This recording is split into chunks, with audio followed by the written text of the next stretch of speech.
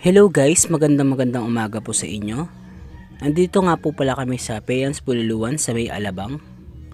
Yan, kung saan guys gagawa kami dito ng bukasan ng beer. Yan, yung mga lamesa lalagyan namin ng kadena at lalagyan namin ng pambukas ng beer para hindi mawala. Bale, 4 na piraso po siya. Bale, itakto na lang po. Yan. Ayun na po, ginagawa na po ni Papa. Medyo matagal siya kasi guys medyo kailangan ng